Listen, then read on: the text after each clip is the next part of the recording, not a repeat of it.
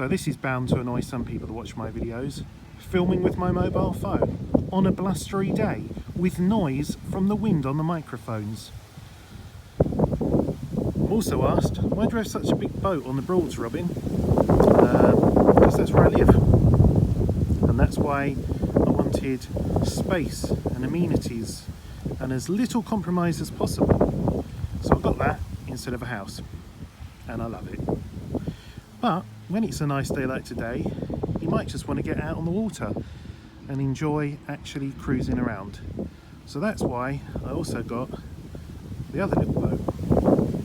And that's where we're going today, in my trusty steed, the 12-year-old Mercedes SLK, that is working flawlessly, unlike that, which is slowly just, yeah.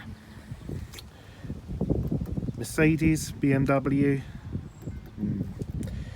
If you want reliability, don't buy German. Let me try and do something else. Let me try and film as I drive with a mobile phone holder without any distractions.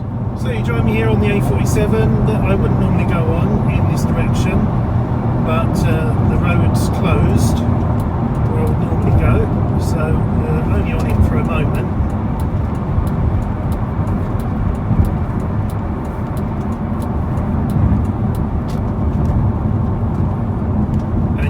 See some of the phone mount, and yes, it's wobbly, but it's the best I can do.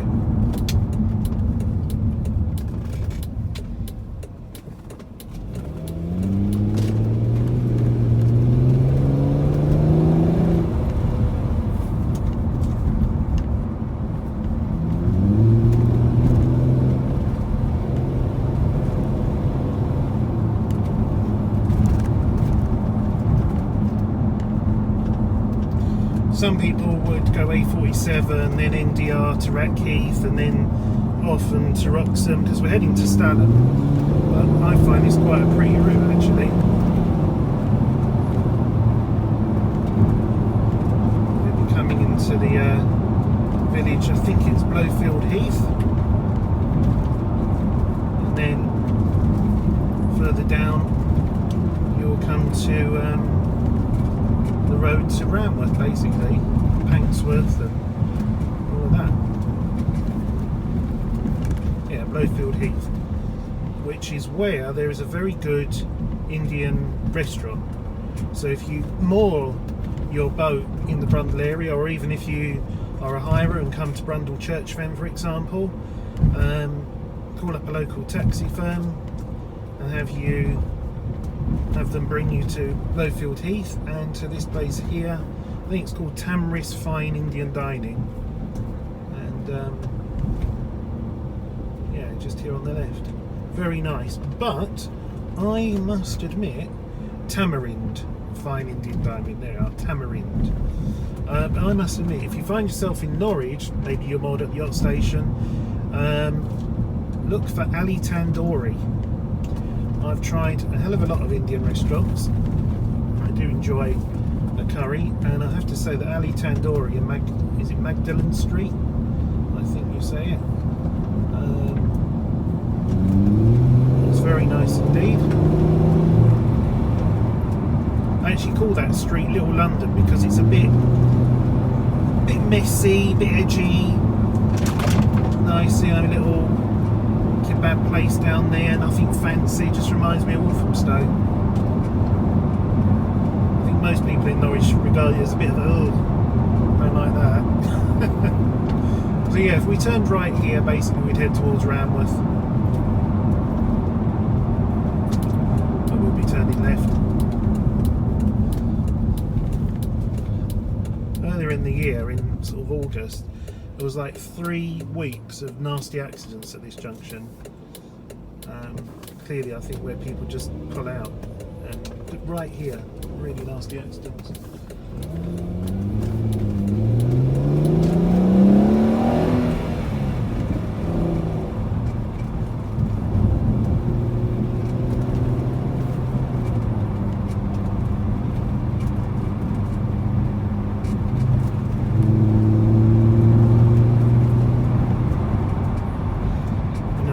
wobbly roads in Norfolk. Which reminds me I must oil the seat mechanism because it started squeaking. Just put new wiper blades on because passenger side one the other day decided to part company with the car and head off over the top. Expensive Bosch wiper, and the plastic clip just disintegrated on the passenger side, completely brittle. Yet the driver's side, perfectly fine. They've only been on 7 months. So I've ordered some off of Amazon from Vipa, V-I-P-A, car parts, 18 quid for 2, and we'll see how they're going to do. Hopefully last longer than 7 months and not disappear off the back of the car.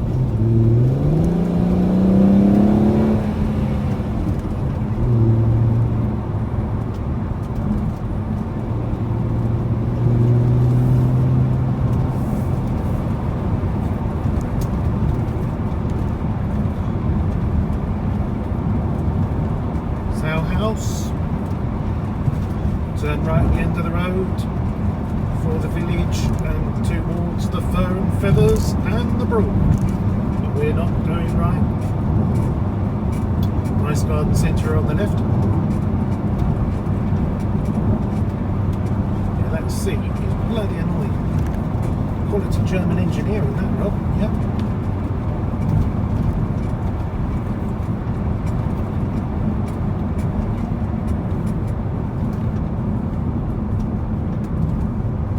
Quality wobbly picture as well for the viewers, indeed.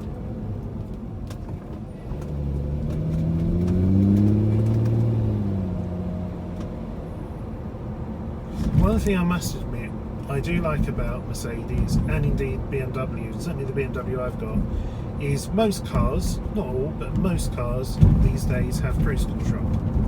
But what these feature as well is a speed limiter. So you set the limit, in this case you're in the 30 zone, so you set it to 30, and you don't need to worry then, you're not going to break the speed limit, because really it's 28 mile an hour it sets it to. So you're coming into a 50, so my foot is down but nothing's happening, and then I move the stalk to 50, and then the car goes, okay, I'll take it to 50, and then it's at 50.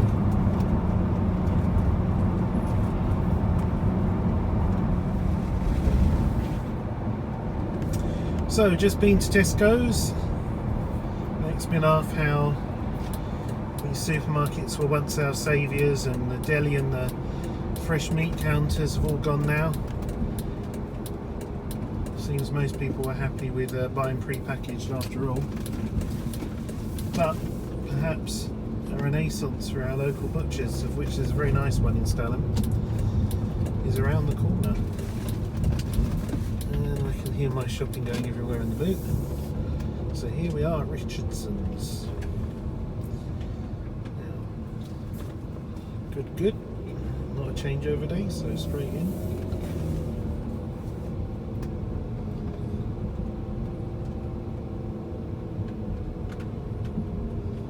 Blimey. There's a lot of boats out again though.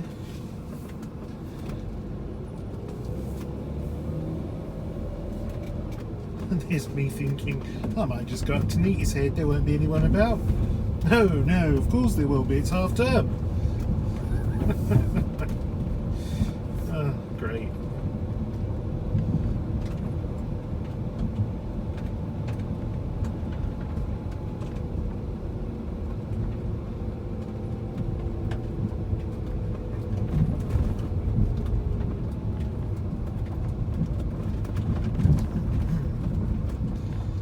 Wet shed car park, like the moon surface, but no one about.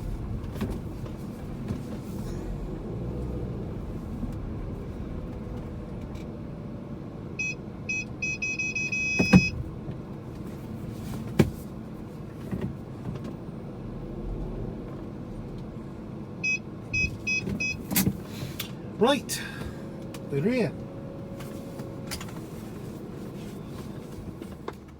And so here she is, little boat Trixie. So a number of things to do. Need to wash all the windows because they're filthy, despite the fact it's kept inside under cover. However, it is not green and dirty and nearly as bad as if it was kept out in the open. The canopy's not exposed to as much UV light and just weathering and damp and everything else. I'm not going to film any more in here because I'd like to respect a lot of people that moor their boats here as well. Probably wouldn't appreciate their boats being on a video to the public. So I'm going to get on cleaning, watering up, unpacking, and then later on we will depart. I've bought my car mount with me for the mobile, so who knows, maybe I'll be able to actually record some footage going along. I'm not sure I trust it on the outside of the boat to hold the mobile phone. That could end in very big unhappiness. So bear with. But look at that. It's not going to be car travelling anymore. It's going to be boat travelling. So we're disconnected from shore power and we're ready for the off. So it's time to start the engine. This is a Nani 43 horsepower. I forget the engine serial number, but it's 90s vintage and it's done 2,635 hours. So I'll put the throttle on just a touch, it's out of gear, and then I'll give it a bit of heat.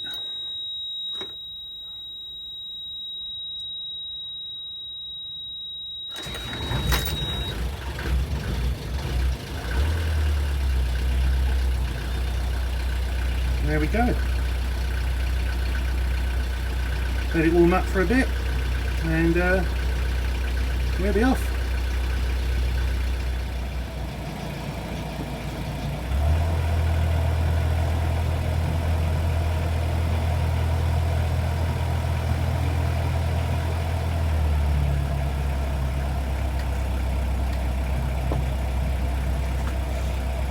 Well, this is the first thing. So I've got the car mount holder thingy bob mounted on the instrument binnacle on the boat.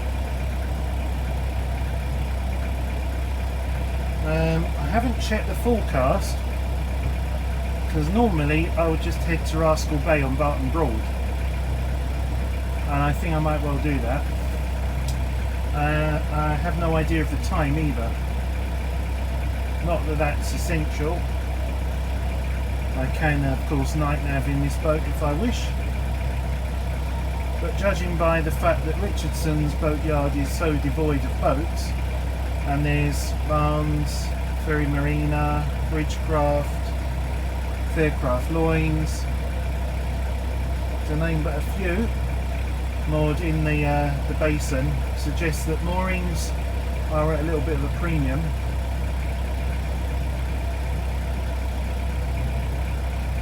And as we go down here towards the main river, you can see there's 3 boats coming up. I think they're all Herbert Woods, at least 2 are Herbert Woods. So yeah, I don't think it's even worth trying to go to Neatishead. I think I know exactly what the answer's going to be. See some of the boats that have recently been purchased from Richardson's on my right hand side. Horizon 35 Serenity,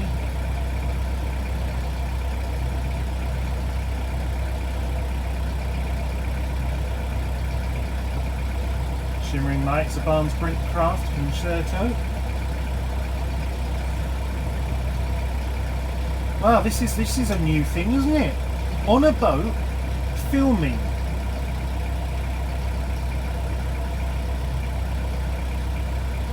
First time for years.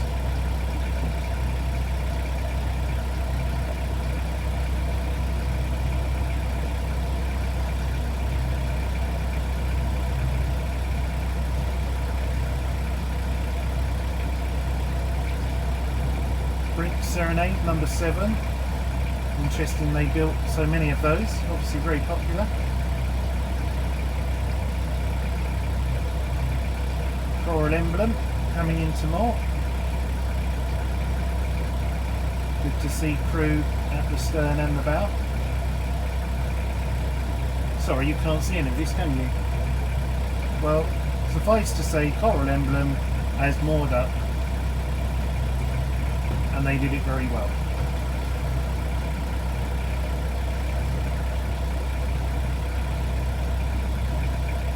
So this is basically Trixie's sweet spot, 1200 RPM, 4 mile an hour.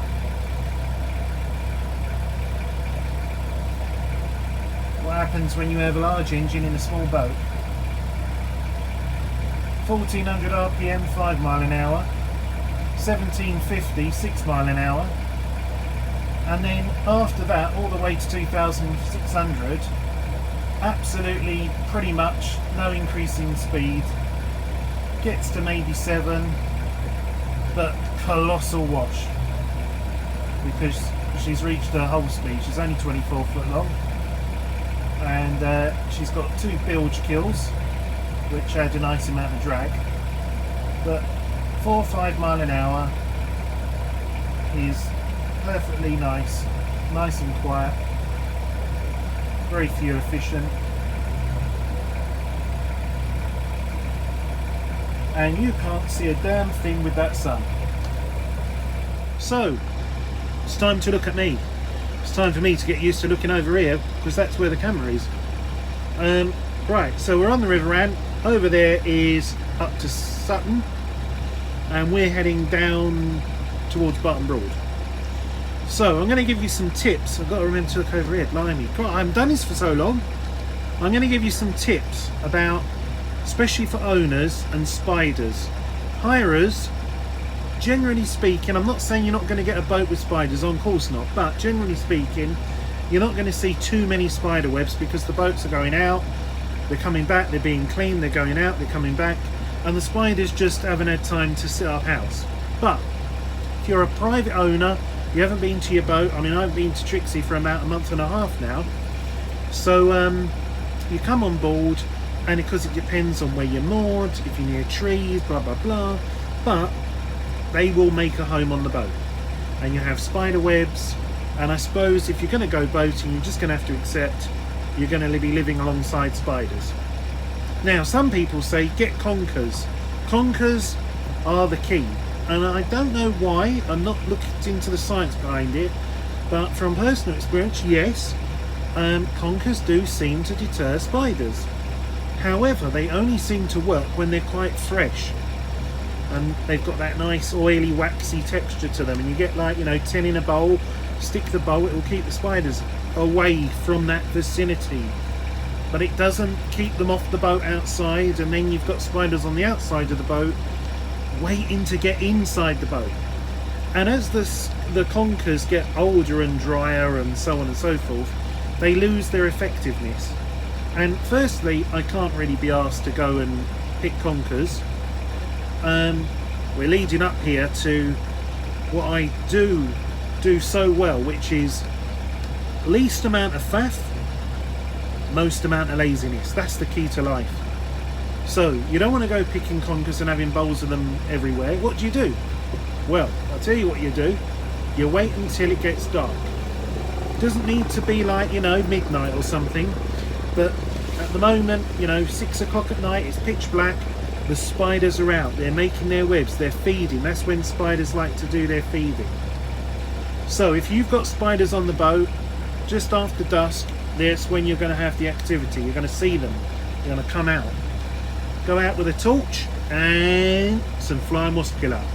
Yes, this just £1, Poundland, works really well actually, better than Raid in my experience, and squirt them with some fly killer and they will die as quickly as a fly. Now some people might think that's really bad, but I'm using insecticide against innocent spiders. But I'll tell you something, once you do it, your boat's rid of them. That's it, done. One night, push, sorted. And if you haven't got spiders on the outside of the boat, they ain't going to be coming on the inside of the boat either. And so that's what I do. I'm sure some people in my marina often wonder what the hell's he doing going around the boat with a torch and psh, psh. Well, that's what I do, and it keeps the spiders under control. And do it like once every week and a half, 2 weeks. I don't have a spider problem. We're just coming up there. Down there is Dylan, heading now, carrying on down towards Barton Broad. Another good tip, whether you're a hirer or an owner, good quality microfiber cloths. I mean the really nice thick ones that you get, not crap from supermarkets and pound shops. I get some detailing cloths that car detailers use, and they really withstand being wrung out, and you know, they're nice and thick. When you wash a microfiber cloth, never use fabric softener, because it will affect their performance. And in fact, I would advise not washing your towels with fabric softener, because it leaves a covering over them, which is lovely and soft, but reduces their absorbency. So you want more absorbency and dry yourself quicker after a shower, or do you want softness? Tips galore today. So yeah, so you might not agree with me with the spider treatment, but you know, I prefer not to have to keep walking through spiders' webs, or you know, and something I found out recently. It's 3 things actually. First of all, house spiders and garden spiders completely separate, and a garden spider will not generally enter your home, and a house spider will not generally be found outside your home. And the other day I caught a false widow, which was a nasty looking thing, not lethal like the real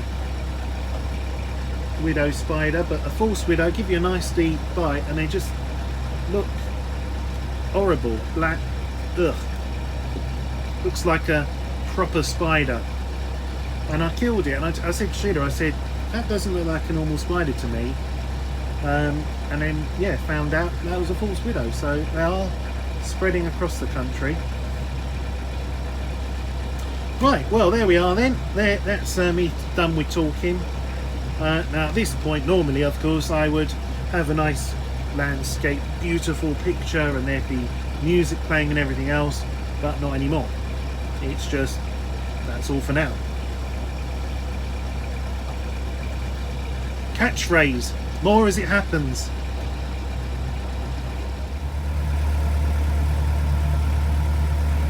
Fair Majesty,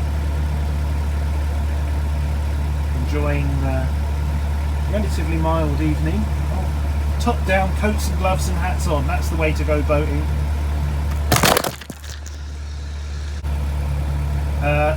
Right, not going to trust the car mount outside the boat. If it's going to fall off like that, inside the boat. Right, we've got some spots of rain on the screen, I believe. So I could check down here on the right, Paddy's Lane moorings. The thing that bothers me about, yeah, it's starting to rain. The thing that bothers me about mooring up around other boats is having to start the engine to get my heating going. I've got an old 1992 Eberspacher D2 heater on board, which draws 18 amps when it starts and requires 13.2 volts to get going. If it hasn't seen 13.2 volts, it ain't going to start. So even if your batteries are great, which these are, I still need 13.2. So if you're sitting moored up at 12.8, 12.9, it won't start.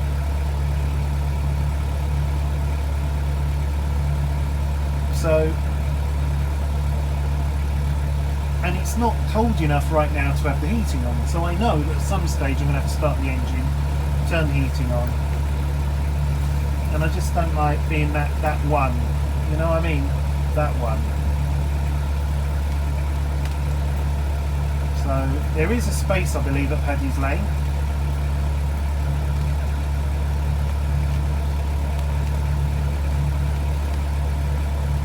You know what's going to happen, don't you? This is going to be one of those, like, God's shower.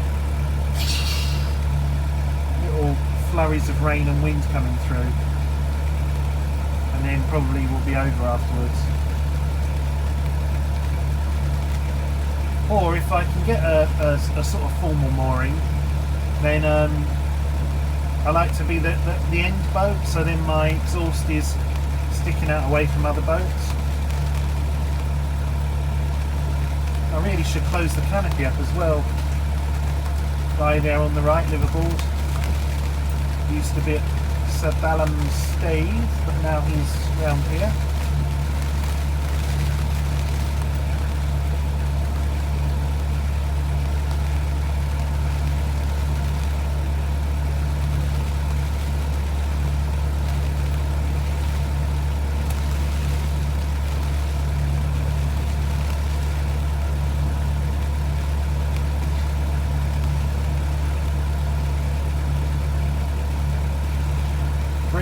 Romany 1, currently for sale at Barnes Creek Craft. Last year I went and had a look at it and they said, oh, it's not for sale, it's taken off the market. I said, okay, well give me a call when it's back on the market. They never did.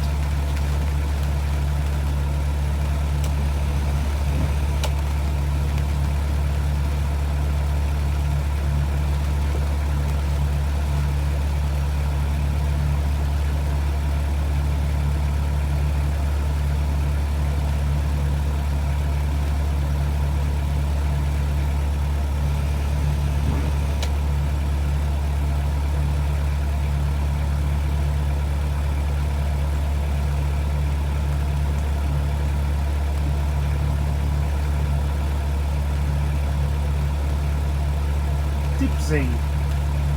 Nice Ocean 30 there with a unique name. Quite cute.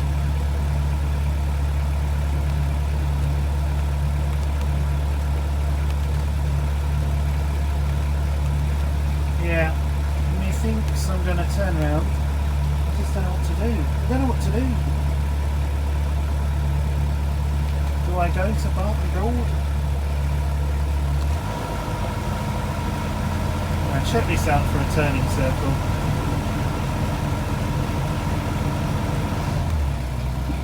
There you go. That's us turn round.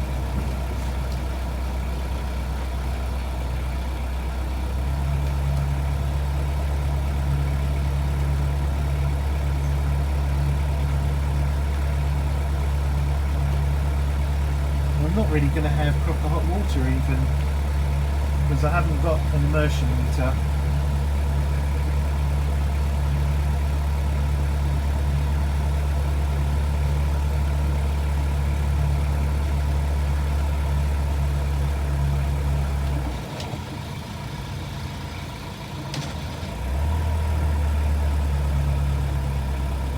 I think this is going to be one of those I regret not mooring here moments. Yeah, there's another boat just come there, there's another boat just going to come and take that mooring there.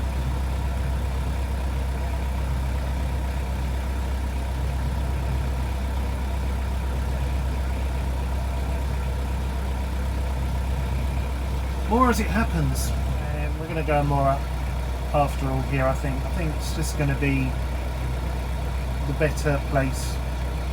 The wind is getting up a bit, so it's not going to be very comfortable moored on Barton Broad, and I think it's a waste of time going to Neaty's Head, Gade Stave. Why not just moor here?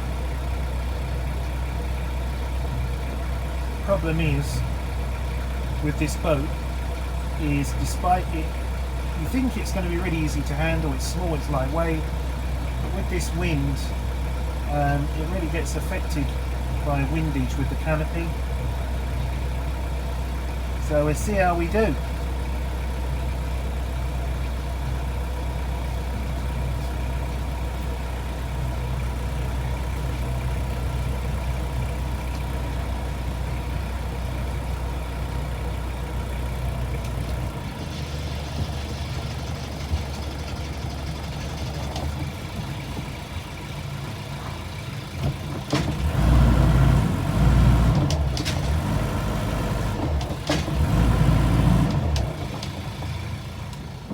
So there we go. Wind is coming in this direction, changeable, but mainly in that direction. So yes, there's more wind on the microphones. And these moorings, you can see Brink's Tempo there, just mooring up with the Brink's Jazz in front. And there's space for another boat here. My boat's short, so I first of all tried the bow line to that, but that doesn't work. So those two ropes that I said I've got extra, I thought, well, I'll put a spring on. Oh shit, left them in the bloody mooring, didn't I? But anyway, I've also put the canopy down properly, taken off the flagstaff. I say put it down properly, I might just zip it down, but if it does get up, I don't want it flapping around at night. So yeah, there is where we are. So, nice and quietly moored up here, Paddy's Lane, and two chaps came along. Had a little chat. Guy on Brink's Tempo, follows my blogs, has done since the beginning, and another chap who I believe might be on the Ocean 30 that I mentioned earlier, rather than a hire boat. Could be wrong, but hello both of you. Thank you very much for a good little chinwag on the rond, we will call it. But this is lovely cozy interior. Just got the heating on low, that's over there, and then this is the inverter, so on off switch, and this is your battery readout. And in all the time I've had this fitted and used, I've never had that battery move from full. But then it has got 310 amp hour batteries, so it's not likely to use too much power, especially as the only thing that powers is charging my mobile phone, running the telly, and anything else that I have on board, like the toaster, low power toaster. But yeah. So from me here on board Trixie, in a rather impromptu, rambling and long video, thanks for watching. I don't know when there'll be more. Could be tomorrow, could be next year. But for now, as ever, more as it happens.